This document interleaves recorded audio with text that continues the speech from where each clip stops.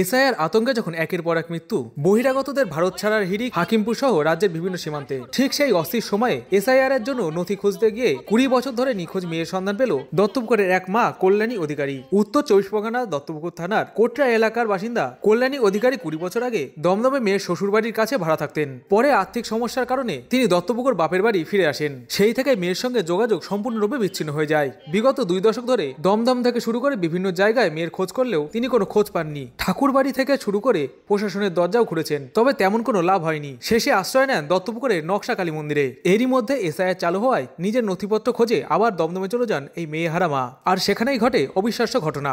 রাস্তায় দেখা হয়ে যায় জামাইয়ের সঙ্গে। জামাই তাকে সরাসরি বাড়ি নিয়ে গেলে 20 বছর পর মুখোমুখি হয় মা ও মেয়ে। 20 বছর পর মেয়েকে ফিরে পেয়ে নির্বাচন কমিশনারকেই ধন্যবাদ দিলেন কল্যাণী দেবী।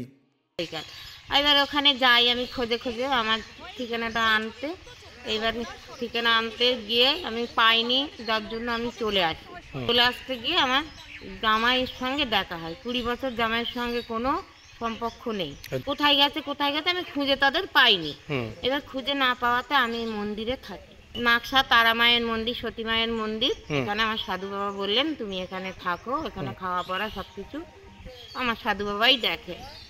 তারপর আমি একদিন হঠাৎ বলি যে সাধু বাবা আমার মেয়েটা কোথায় গেছে বাবা, তুমি একটু খোঁজ করে দেখো না, যদি কিনা পাও। উঠে বলেন যে মাসি তুমি কান্নাকাটি করো না, তোমার মেয়েকে ঠিক খুঁজে পাওয়া যাবে। এক্ষুনি যদি না পাওয়া যায় কিছুদিন বাদেও তাকে পাওয়া যাবে। ওখানে আগে ভাড়া থাকতাম। আচ্ছা, আমি সেই ভাড়া বাড়ি আমি ওই এটা আনতে, আমার প্রমাণপত্রটা আনতে গেছিলাম পাটনায়। ওখানে আমি আনতে গেছিলাম, আনতে গিয়ে এখন সেই 20 বছর পরে জামাইয়ের সঙ্গে দেখা হয়। তাহলে মা এতদিন তো যোগাযোগ হয়নি, তাহলে আমার বাড়িতে চলো, বাড়ি দেখে যাবে। বাড়ি গেলাম। 20 বছর পরে আমি হারানো মেয়েরে খুঁজে সাহেবের ফর্ম ফিল আপ করেছি, করে আবার জমাও দেয়া হয়ে গেছে।